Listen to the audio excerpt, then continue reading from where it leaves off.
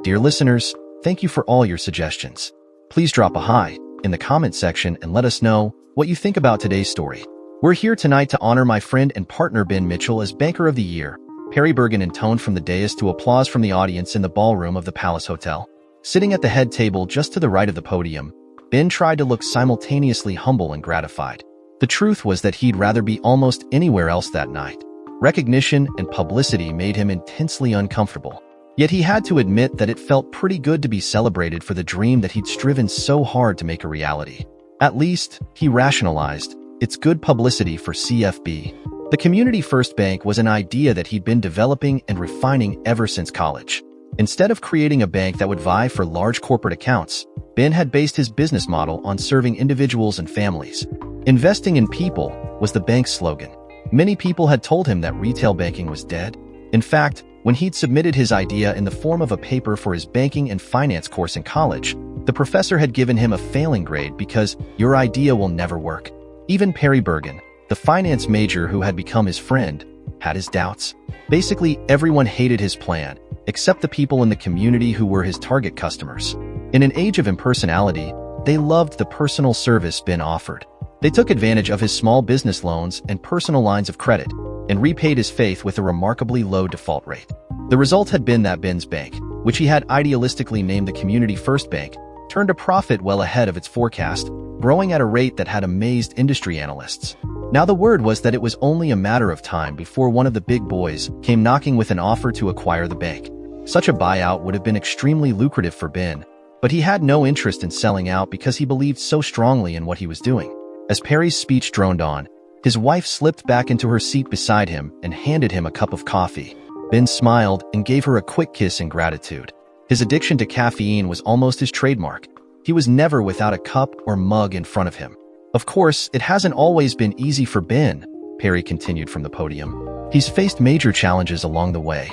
Hearing Perry's words, Ben thought somberly, they don't know the half of it. Growing up, Ben Mitchell had made 3 major decisions about his life. Teenagers frequently make such decisions, but unlike most, Ben actually kept his. His first big decision was to avoid alcohol in all forms. The reason for this was simple. His mother was an alcoholic. While Ben was still in grammar school, she had managed to function fairly well. She wouldn't start her drinking until dinner. Then she kept going until she would fall asleep and Ben's father carried her off to bed. Gradually, though, drinks with dinner grew into cocktails over lunch. Once that became the norm, Ben had quickly learned to avoid her as much as possible in the afternoons.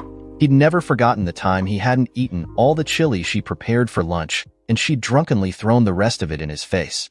His father was not oblivious to the problem and had tried repeatedly to change the course of his wife's downward spiral. He'd taken her liquor bottles and poured the contents down the drain. She simply became more resourceful at hiding her booze. He'd taken her spending money away. She replaced it with the grocery money. When interventions and counseling sessions failed, Ben's father was forced to accept the truth that he couldn't save his wife unless she helped. Unfortunately, she adamantly refused to admit that she had a problem. So his dad shifted his attention to Ben, focusing on protecting his son as much as possible from the side effects of his mother's illness. Although he had a promising career at the bank where he worked, Ben's father turned down several promotions in order to remain at the bank branch near their home. He wanted to be close to his son in case he was needed. There had been several occasions when Ben's mother had forgotten to pick Ben up from school. Later, when her driving became problematic, Ben's father sold her car and Ben began riding the school bus. His father's precautions paid off the day that Ben came home from middle school to find the front door wide open and their house empty. Tearfully, he had called his father, who rushed home to be with his son. After a futile search of the area, the father called the police. It was 3 days before they found her, sleeping in a homeless shelter downtown. Even worse, she refused to come home, a decision that hurt both father and son, though in different ways. Ben's mother never did return home. A year later, police found his mother unconscious under a bridge. By then, Ben's father had divorced her for abandonment. But she was still Ben's mother, so father and son went to see her in the charity ward where she was being treated. Ben would never forget what a person dying from cirrhosis of the liver looked like, and he swore never to touch alcohol as long as he lived. Instead, coffee became his drink of choice, and he was seldom seen without a mug in front of him. Ben's second major decision had been to become a banker like his father. His dad had always been a major influence, and as his mother began to withdraw from Ben's life, his father became that much more important.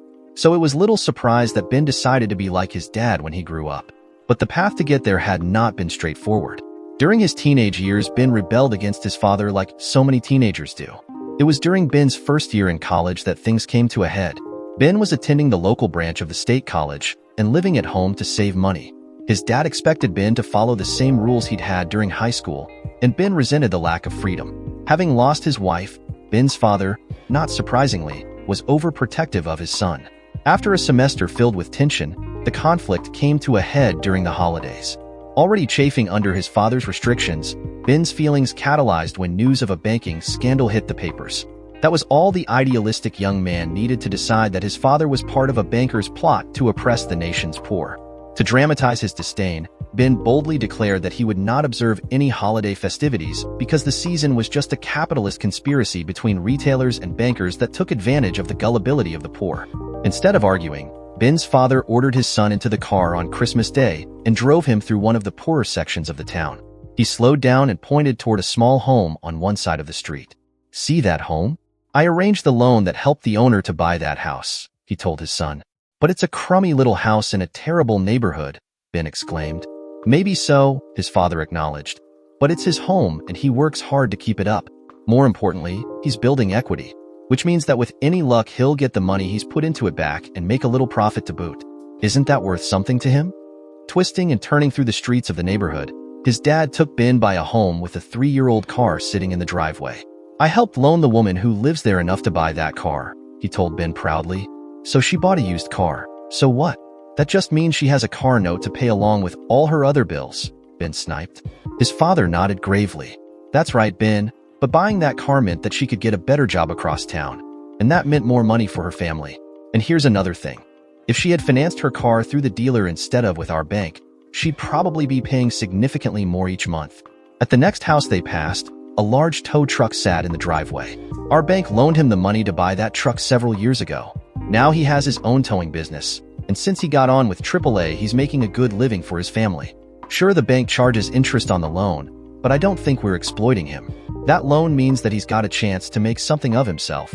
After he'd pointed out several similar examples, Ben's father turned their car back toward their home. "Banking and lending are like anything else. They can do good or harm," he told his son. "But done fairly and honestly, banking is a lever that can help people do more than they thought was possible." Ben said nothing on the ride back, but it was clear to his father that his son was thinking about what he'd seen. Sure enough, the next semester Ben switched his major to business and began taking courses in banking and finance. Later he would tell people that the ride on Christmas Day had been the thing that helped him commit to that path. That same excursion also helped change Ben's perspective on his father. Before, he'd seen his dad as an inflexible parental figure who didn't understand his son's needs. But hearing his father's enthusiasm for his work gave Ben a new insight into his father's personality. At first, Ben merely asked his father questions about banking and his work at the office. After a while, he began to seek his dad's opinions on a variety of subjects. Finally, he dared to ask about his mother, and he learned about his dad's carefully concealed pain and the shame he felt in not being able to save his wife from her addiction. This new closeness between father and son was something that Ben cherished, and he was even more grateful when, during Ben's sophomore year in college, his father had a massive heart attack and passed away. Ben's sense of loss was at least partially mitigated by the closeness he'd developed with his father in the last year of his life. After the funeral, Ben found he had even more reason to be grateful to his father when he learned that he was the beneficiary of a substantial life insurance policy. There was enough money to allow Ben to finish college and start his career with a nice nest egg left over. Many young men would have been tempted to travel the world and enjoy life to the fullest before settling down to work. Ben had other plans. The nest egg his father had provided became the seed money to fund Ben's dream, starting his own bank. It also enabled Ben to pursue the third decision he'd made. Ben had made that decision back in his sophomore year in high school. He had signed up for a community service project at his school, and on the day that the group of student volunteers met for the first time, he saw Elizabeth Pearson. Afterwards, he couldn't say exactly what had happened, but he was so overwhelmed by the sight of her that he didn't hear the sponsor of the group call on him. The other kids laughed, and Elizabeth had turned to look at him as well. Ben blushed furiously and looked down at the sign-up sheet in front of him. When he finally dared to look up, he found Elizabeth still looking at him with a strange expression on her face. After the meeting, Ben was still embarrassed, but before he could escape, Elizabeth was suddenly standing in front of him. "Why were you staring at me like that?" she demanded. Confronted by this vision of the opposite sex, Ben's mind lost all capacity for rational thought. To his horror, he heard himself blurt out, "I was thinking that you were the girl I want to marry someday." Then he clapped his hand over his mouth, as though trying to stop his words before they could escape and humiliate him even more. Elizabeth looked at him in shock and said, "That is so funny." Ben wanted to die on the spot, but something in Elizabeth's tone of voice made him pause and listen. She looked at him very solemnly. "I was thinking the same thing about you." From that day on, the two of them were a couple. At first, their romance was the source of much amusement among their classmates, but the two of them were oblivious to everything except each other. After a while, it was simply an accepted fact that Ben and Elizabeth were together and would always be so. When Ben's father learned about their relationship, he was concerned. "I'd much prefer you date a variety of girls in your class. That way you'll learn more about them and about yourself," he told his son. Ben didn't even bother to argue. His decision had already been made. As Ben's father came to know Elizabeth, however, he felt much more comfortable with his son's choice. The girl had a sweet temper, was well-behaved, and consistently earned a place on the honor roll in school. And, he had to admit, she certainly was attractive. She was tall and slim. In fact, when they first met, she was an inch or two taller than Ben because she'd gotten her growth spurt early. She had red hair that hung down to her shoulders and framed her pretty face perfectly. "She's the all-American girl," Ben's father thought admiringly. Seeing how strongly Ben and Elizabeth felt about each other, Ben's father took his son aside and tried to give him the lecture on responsible sex. After hemming and hawing around the subject, he finally said, "What I'm trying to say is that neither of you wants any babies just now." Ben just grinned and put the man out of his misery. "It's all right, Dad. You don't have to worry. Elizabeth wants to wait to have sex until we're married, and I've promised her I will." His father left the conversation mightily relieved that it was over and even more impressed with his son's girlfriend. "I just wonder if they'll be able to keep that promise," he thought, remembering how he'd felt when he was a teenager. Against all odds, the two young people had managed to do so all the way through high school. That's not to say that they remained perfectly chaste. Inevitably, they'd managed to graduate from first base to second and then on to third. Nevertheless, on many nights Ben had gone home from a date with blue balls. But he loved Elizabeth so much he was willing to bear the discomfort for her sake. There had never been any question that the two of them would go to the same college, and with their excellent grades there was little doubt of their both getting accepted. By that time they'd been dating so long that both their families felt perfectly comfortable with the two of them going off together. Even their plans to move in together after their freshman year caused no alarm. The master plan had long since been set. The two would marry immediately upon graduation. But, as they say, men plan and the gods laugh. The sudden death of Ben's father changed everything. Ben dropped out of school for a semester and moved back home to deal with the funeral, to handle his father's estate, and to grieve for the person whose importance in his life was rivaled only by Elizabeth. She had wanted to drop out as well to help Ben, but he wouldn't hear of it. "There's nothing you can do. This is my responsibility, and I intend to spend all my time doing what needs to be done so I can return to college next semester. You stay in school and graduate on time," he told her. Reluctantly, she did so. As the weeks passed, Elizabeth's friends on campus urged her to get out and enjoy herself a little. After a while she did, believing that Ben wouldn't want her to become a recluse. When she started to appear at parties and campus activities, it didn't take long for some of the men to hit on her. To every invitation she was unfailingly polite and unbendingly strong. She was Ben's and she would wait for him. For Ben's part, he avoided socializing at all. His grief obviated any desire for parties, and when he could manage it he drove over to the college to be with Elizabeth. It was during one of these visits that things changed. The loss of a parent is a big blow at any time and a sudden. Early loss is even harder to cope with. On an intellectual level, Ben knew this, so he was not surprised at how depressed he felt. What he had not expected was how subdued Elizabeth became. Both of them had missed each other terribly, but Ben had expected Elizabeth to be excited to see him. Instead, she was reserved and quiet. They had gone out to dinner together, but instead of going out dancing afterwards, Ben had taken her back to the one-room apartment. They sat down on the sofa together, and Ben held her by the shoulders so he could look into her face. "What is it, babe? I know all this has been almost as hard on you as it's been on me, but is there something else that's bothering you? It's okay, you can tell me." She looked at him, and tears began to well up in her eyes, frightening Ben. "Your dad's death was such a shock to me," she said quietly. "He was a wonderful man, and he was so sweet to me," and with that she began to cry so hard that she couldn't continue to speak. Ben's eyes were leaking too, but he still couldn't understand what Elizabeth was trying to say. She blew her nose on a tissue and then tried to get control of herself. "It was so sudden, and it scared me," she went on. He pulled her to him to comfort her, and she let him hold her for a minute or two before gently pushing him away. "The thing is," she said, "what if it had been one of us?" "Oh, babe, no. Don't think about things like that. We're both young and healthy. There's no need to worry," he said, trying to reassure her. "But something could happen," she said stubbornly, "and I couldn't help thinking about it." She paused and Ben saw a look of determination come over her face. "Anyway, I've decided. I don't want to wait anymore. I want you to make love to me right now." With that, she began to pant, and then she launched herself at Ben, straddling him and kissing him frantically. Ben was caught off guard, and he struggled to understand the sudden change. "But I promised," he said, trying unsuccessfully to hold her off. "Screw the promise," she growled. "I want you to make love to me now." When their breathing had returned to normal, he lifted up enough to look at her face. To his shock, he saw that she was crying again. "Did I hurt you?" he asked in a panic. "Oh no," she said quickly. "I'm just so happy. Now, no matter what happens, we made love to each other." He laughed with relief and crushed her to him in his own happiness.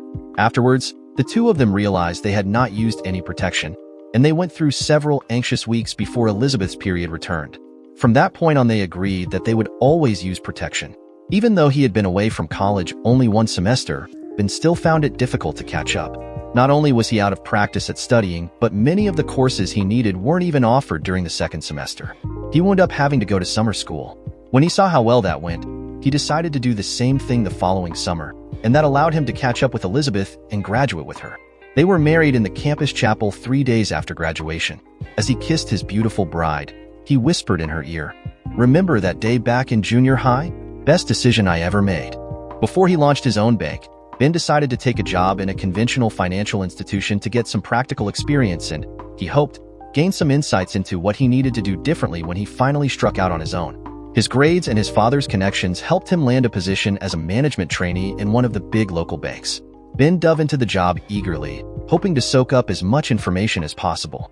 That attitude made the drudgery and rote work of the entry-level job he was given more tolerable. Still, he was impatient to get started on his dream. Elizabeth had majored in education and managed to secure a teaching position at an elementary school. Even though the school was in a low-income area, her patience and loving personality quickly won over the children in her class. Together, the two of them were earning enough to get by without dipping into Ben's inheritance. He offered to invest some of the money for a down payment on a house, but Elizabeth insisted that they save the funds for starting Ben's bank. "We'll have plenty of time to buy a house when your bank is a big success," she told him. Married life for Ben and Elizabeth had its challenges and its pleasures, and sometimes it combined both. Elizabeth, for example, was something of a medicophobe. She had always hated going to doctors for fear they might find something wrong with her. The first time she was due for a gynecological checkup after their marriage, Ben came home from work to find her in a blue funk about her upcoming examination. Quickly grasping the situation, he pulled her into the bedroom and affected a pseudo-Germanic accent. "So, little girl, you have come to me for your exam? Very well, lie back on my examining table, we will see what have shall see." In spite of her mood, Elizabeth giggled and lay back on their bed with her legs hanging off the end. Vel, he intoned solemnly, "everything looks good from here." Ben rose up and looked at his beautiful bride with a smile. "I hope your examination tomorrow won't go anything like that." She gave him a little smile. "Well, since my OBGYN is female, I think you can be sure of that." Ben went off to work the next day smugly satisfied with the way he had successfully handled Elizabeth's fears. So he was shocked when he came home that evening and found his wife in tears. "She told me she found something that didn't look right," Elizabeth sobbed. "She wants me to see a specialist right away." Fears stabbed at Ben, but he managed to hide it as he took Elizabeth in his arms to comfort her. "It'll be all right," he told her. "Doctors are always going to err on the side of caution. It's probably nothing at all, but it was something after all." A grim-faced husband held his wife as the oncologist delivered the stunning verdict: ovarian cancer. It turned out that Elizabeth had the BRCA2 genetic mutation that predisposed her to developing the disease. She'd never been tested, and there had been no cancer among the women in her immediate family. "We want to set Elizabeth up for surgery early next week," the doctor told them. "We want to treat this aggressively, get it all before it can metastasize." Elizabeth buried her face in Ben's chest, and he felt compelled to ask the question he dreaded. What does the surgery involve? The doctor looked at him sympathetically. We won't know for sure until we get in there. Hopefully, all we'll need to remove are the ovaries. Ben felt Elizabeth stiffen against him. They both wanted children.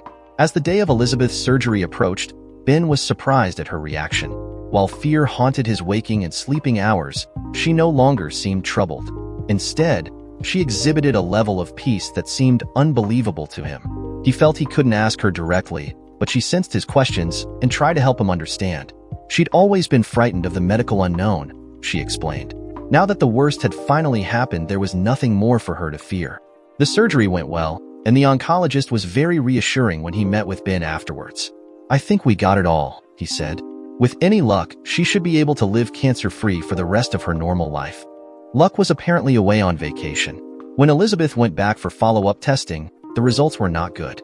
Worse, this time the cancer had spread to her liver. The doctors put her on a course of chemotherapy that made her deathly ill but had little effect on the cancer slowly spreading in her body. A different type of chemotherapy was tried, but the results were the same. Elizabeth's life devolved into a cycle of treatment, illness, and bed rest that seemed to repeat endlessly.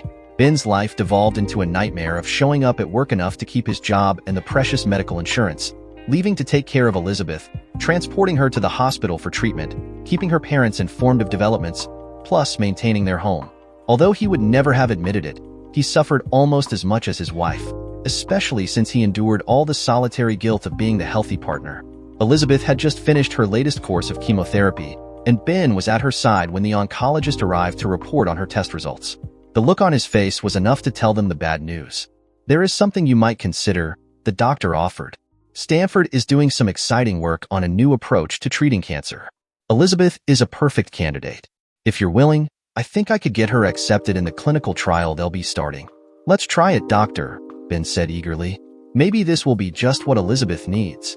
I've been reading about it on the internet and… No, said Elizabeth, so sharply that both Ben and the doctor were startled. I don't want to do it. But babe, this is cutting-edge stuff, Ben protested. It might just be the thing to cure you. No, she said more quietly. I don't want to go through all that anymore. No more hospitals, no more treatments. I just want to go home. Ben felt his throat constrict, but he forced the words out. But if you do that, it means… I know what it means, Ben, and I'm okay with that. All I want now is to sleep in my own bed, to be in my own neighborhood, and to taste and see life the way I remember it, not what it's turned into now. Please. By now Ben was incapable of speaking. All he could do was to sit beside her and search her face for some sign she might relent. Even that task became impossible as tears blurred his vision before they streamed down his face. I understand, Elizabeth, the doctor said quietly. I'll make the arrangements for someone who can help you and Ben. The hospice nurse was an older woman who had plenty of experience caring for the dying. Elizabeth liked her, and she spent a lot of time talking with her. It comforted Ben to know that Elizabeth was well cared for, and the nurse's visits gave him the opportunity to go into work, a respite that he desperately needed. He was at his desk one day when the nurse called. I think you should come home now, she said in answer to his anxious question. I think it's almost time. When Ben came into the bedroom, Elizabeth was lying in bed wearing a clean nightgown. Her red hair was spread out on the pillow so that it formed a copper halo around her face. She was so silent that Ben wondered if he had come too late. But then her eyes opened, and when she saw him, she smiled. Come here, my darling, she said in a low but clear voice.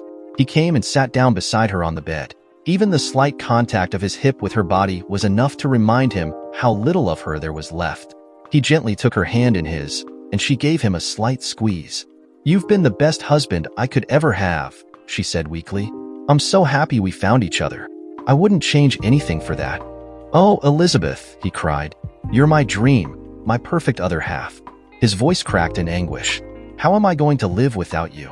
She smiled, and then her face took on a serious expression. That's what I want to talk to you about, Ben. I want you to promise me 2 things. Anything, babe, anything, he said through his tears. I want you to promise me you'll follow your dream to start your own bank. I've always believed in you. Promise me you'll do it for me. I promise, he managed to get out. She smiled. The second thing I want is for you to find someone else, someone who'll love you and take care of you when I can't anymore. He pulled back abruptly, his eyes filled with horror. Don't make me say that. I could never. There'll never be. He was crying so hard he couldn't finish his thoughts, but she understood. Yes, there is, and you'll find her someday. When you do, I want you to give her all the love you've given me. No, I can't. Benjamin, listen to me, she interrupted. Her voice so strong that Ben stopped and stared at her in surprise. You have to promise me, she went on. I can't die in peace if I don't know you'll go on with your life. Now promise me. All right, he choked out, I promise. With that, he laid his head beside her arm, still holding her hand in his, trying to regain control. After a minute, he was startled by a touch on his shoulder. The hospice nurse was standing beside him. She's at peace now. Say your goodbyes, and then give me a little time to get her ready. He realized that the hand he was holding had grown cold. He bent over and kissed his wife for the last time, then forced himself to his feet and shuffled out of the room and into the next phase of his life, the one without Elizabeth.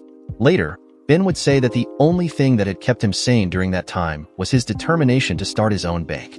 Within days after Elizabeth's funeral, he quit his job and began laying the groundwork for the new bank he had dreamed about for so long. Driven by his promise to Elizabeth, he intended to get started as quickly as possible. His first task was to call Perry Bergen and persuade him to join him. In college, the two of them had talked about Ben's plans many times, and although Perry didn't have the vision Ben did, he had faith in his friend. Using the money from Ben's inheritance, the two men set out to start a new bank. Their first task was to select a name. Perry jokingly proposed they call it the umpteenth National Bank, since all the other numbers had already been taken. But Ben wanted a name that set them apart from others while describing their philosophy.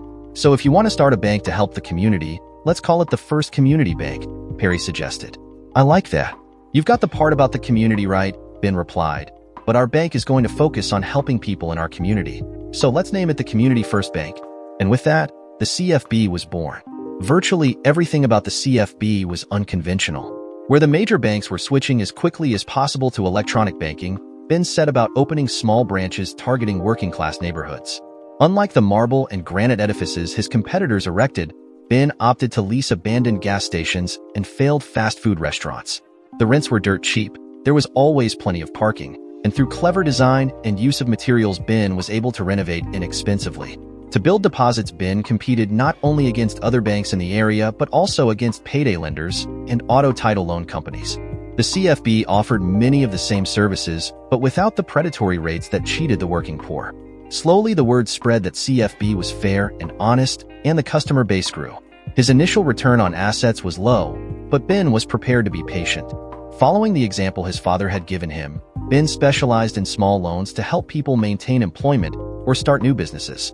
The CFB quickly earned a reputation as the place for small businesses to go for short-term working capital. Roofers would borrow the cost of the shingles they needed. Landscapers bought shrubbery and sod with loans from Ben. Dry cleaners went to him for a loan when their equipment needed repairs. The business grew slowly and there were setbacks along the way, but after 4 years in operation, the new bank was turning a small but steady profit. Ben was still working as hard as ever, but now he felt secure enough to buy a home for himself. The one he purchased was too large for a single man, but he chose it because it was the kind of house he had wanted to get for Elizabeth. His pain at losing his wife slowly subsided as time passed, but Ben still could not bring himself to seriously consider the other promise he had made to Elizabeth. A year after her passing, Ben's friends began trying to get him to socialize. Perry's wife Frances in particular made it her mission to look for potential replacements. But although Ben went out with some very nice ladies, none of them stirred his interest. Finally, 4 years after Ben had launched CFB, something happened that changed everything. Rather than rent expensive office space for himself, Ben made it his practice to work in his branch banks. He would set up his laptop in the back office of one location for a week, then move to another the following Monday. He felt this kept him in closer touch with both his employees and his customers. He was going over some figures one day when a strobe light on the wall began to flash. Ben knew it was the silent alarm that was installed in all his branches. One of his tellers out front had triggered it, meaning there was a robbery in progress. Quickly, Ben checked the security cameras and spotted the would-be robber leaning against the teller's cage. He switched to an overview of the bank floor to look for accomplices. When he saw none, he switched to an exterior view. The only vehicle in customer parking was a beat-up pickup truck. Ben switched back to the robbery in progress and zoomed in with the camera. After a moment, he made a fateful decision. As she was instructed to do, the teller quickly filled a bag with all the cash in the till. When she handed it to the robber, he snatched it from her and ordered her not to call the police. Then he dashed out the door. Striding quickly across the parking lot, the man yanked open the door and slid into the cab of his truck, only to recoil in surprise. Ben was sitting there in the passenger seat. "Who the hell are you?" the man asked in amazement. "I'm Ben Mitchell. That's my bank you're trying to rob." The man thrust his hand menacingly into his jacket pocket. "Well, I don't care who you are. Get out of my truck, or else," he yelled threateningly.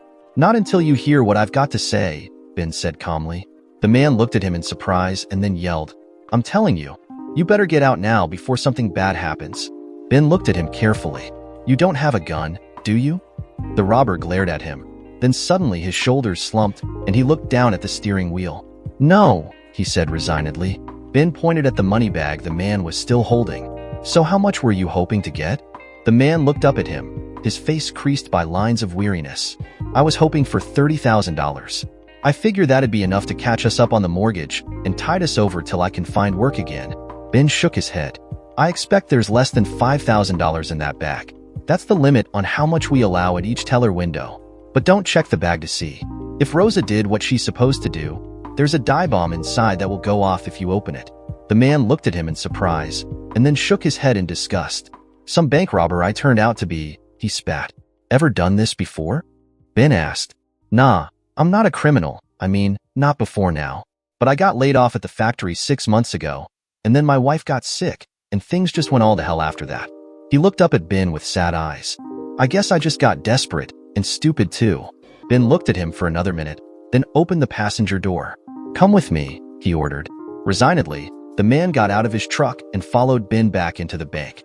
The bank employees were understandably shocked when their boss walked in the door followed by the man who had just tried to rob them. They were even more shocked when Ben sat down at a desk and directed the robber to sit across from him. "Can somebody hand me a loan form?" Ben asked. Ben turned back to his new acquaintance. "Okay, here's the deal. You give me back the money you just tried to take. In return, I'll lend you the money you need, and you can pay me when you get back on your feet." Now the man was truly stunned. "Why would you do that?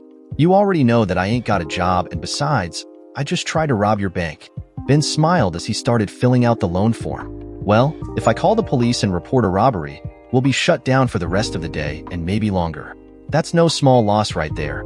Plus, there'll be lots of paperwork and other complications to deal with. But if I lend you the money you need and you pay me back, I'll make a little money on the deal. I fancy myself a pretty good judge of character, and I think you're worth the risk." He turned the paperwork around so the man could see it. "So what do you say? Do we have a deal?" The man glanced at the paper, then his eyes widened and he looked closer. "Wait a minute, this says you're loaning me $40,000. You were looking for $30,000. I figured you might need a little extra cushion. If you don't need it all, you can always give it back." The man stared at him with something like awe in his eyes, took the pen that Ben was offering, and signed. Then he looked up at Ben again and said, "God bless you, Mr. Mitchell. God bless you." The story spread through the bank like wildfire, and by that afternoon Perry Bergen was on the phone to Ben. "What were you thinking?" he demanded. "We'll never see that money again." Maybe not," Ben admitted. "But it just felt like the right thing to do." "Please, Ben, don't play any more hunches without talking to me first," Perry begged. But the story didn't end there. Another customer in the bank at the time had managed to capture the entire episode on video and posted it on YouTube. When Ben went into work the next day, he was greeted by a news crew from one of the local television stations asking for an interview. No sooner had Ben finished with them than another reporter called, and then another. That night the story led the evening news. While Ben was still trying to assimilate what was happening the next day, a friend brought him a copy of USA Today, which had picked up the story for national circulation. As Ben was reading, one of his employees approached him with wide eyes. "It's Good Morning America. They want you to fly to New York to be on the show." Then the story got even better. During the live interview, Robin Roberts surprised Ben with the news that a local employer had heard the story and offered the would-be bank robber a job. If Ben Mitchell was willing to take a chance on him, "I guess we can too," a company representative said, and the audience cheered wildly. The New York Times ran a story under a picture of a bemused Ben Mitchell with the caption, "The Face of Compassionate Capitalism." The story also carried details about Ben's life, including the death of Ben's father and Elizabeth. Ben hadn't wanted that, but there was little he could do to prevent it. The publicity gave CFB an enormous boost in name recognition and a surge in both depositors and loan business. Perry was in ecstasy as he watched the weekly numbers grow. He never mentioned his initial reaction to what Ben had done. A month later, the publicity had finally died down when one of Ben's employees came to see him.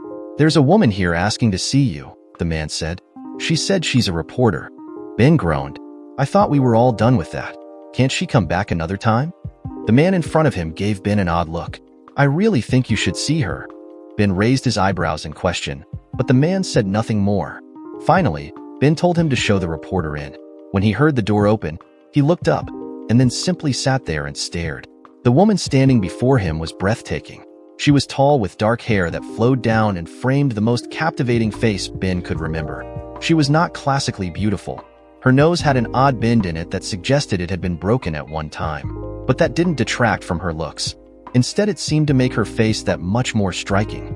With her high cheekbones and dark eyes, she was simply the most attractive woman Ben had ever seen in person.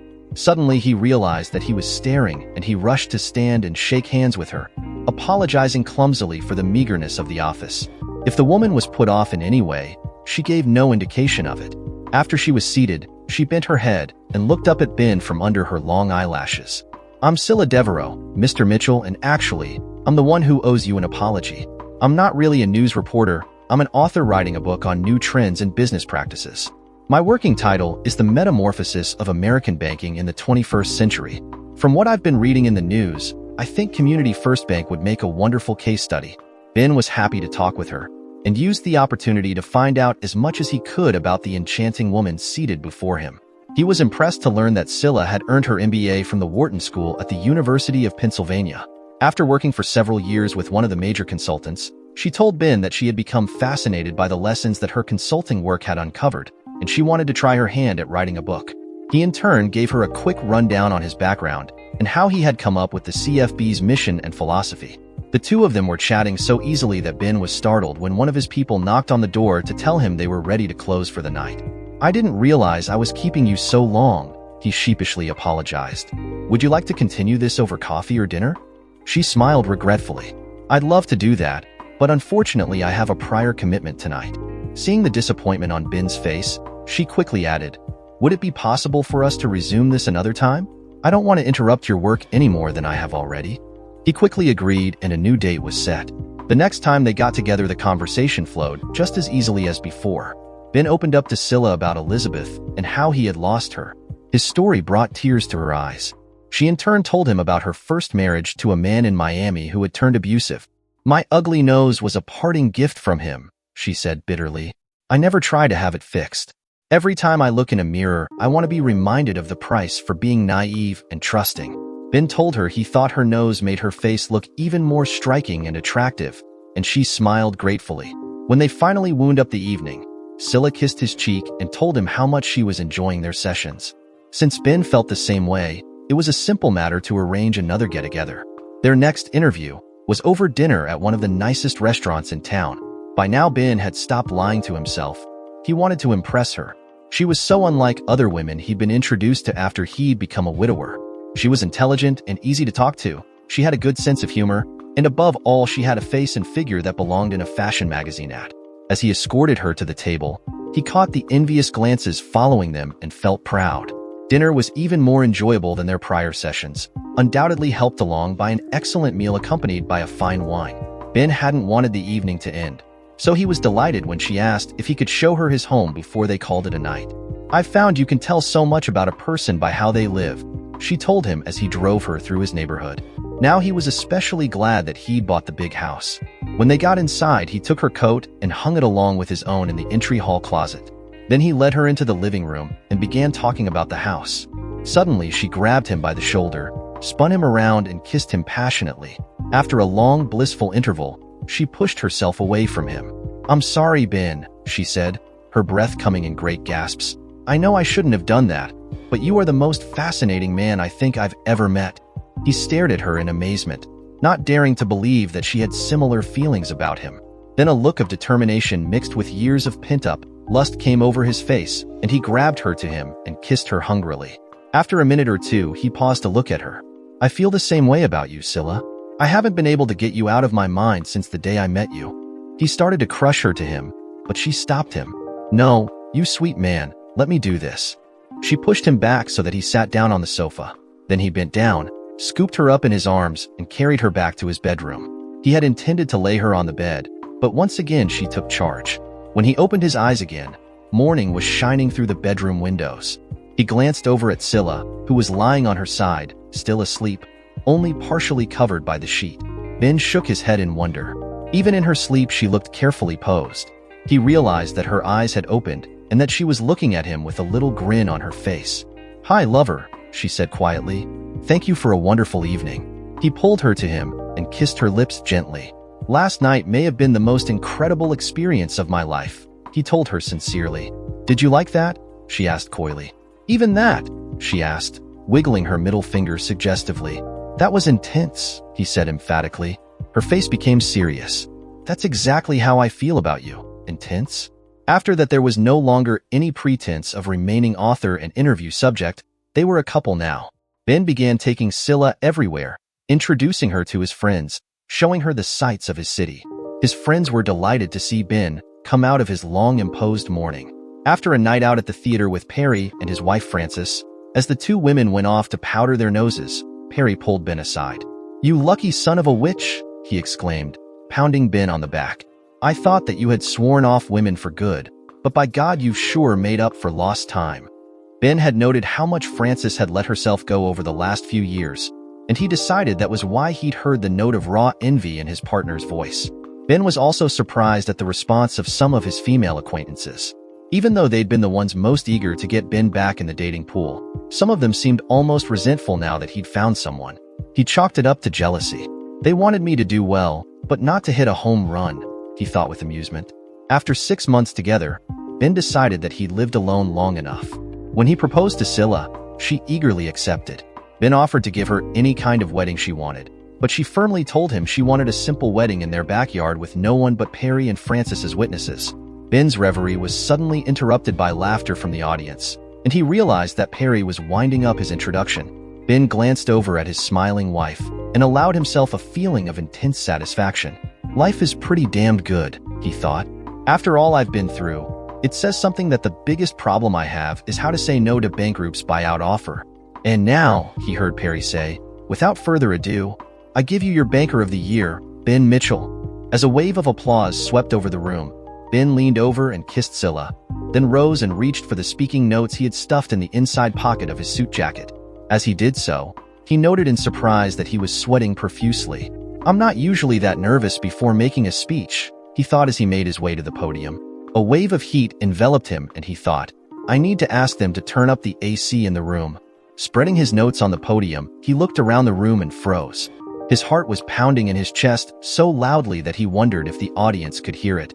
Then an oddly familiar metallic taste filled his mouth and a line from an old REM song popped into his head. "Aluminum tastes like fear." Ben turned to look to Perry for help, but recoiled when he saw his friend's face highlighted by rainbow-like colors. Ben rubbed his eyes, but the colors remained, growing even brighter.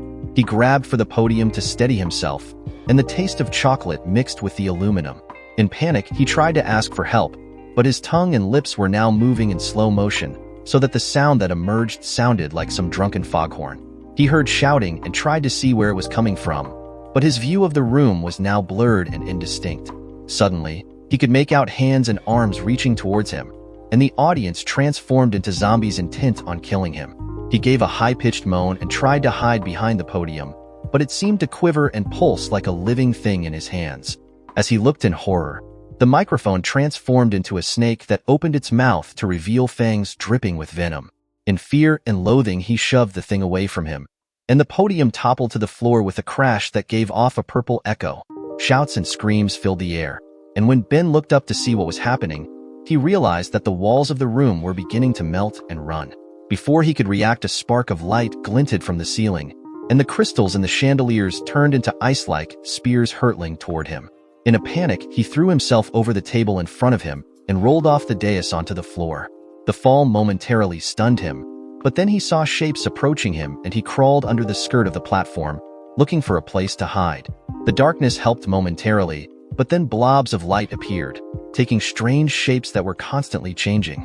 Some of them were quite beautiful, and he paused to marvel at what he was seeing. But then he was being dragged back out into the light, and despite his frantic struggles, he found himself unable to get away. Weights too heavy to lift pressed down on his arms and legs, and something clamped on his head to prevent him from thrashing. The noise around him was overwhelmingly loud, so he tried to block it out with his own screaming, but to no avail. Suddenly, there was additional pressure on his knee and a sharp pain in his right thigh. The world began to dissolve into darkness, and the last thing he saw was Scylla's blurry face looming over him. Then there was nothing. Dear listeners, please share your thoughts in the comments section below, and don't forget to like, share, and subscribe.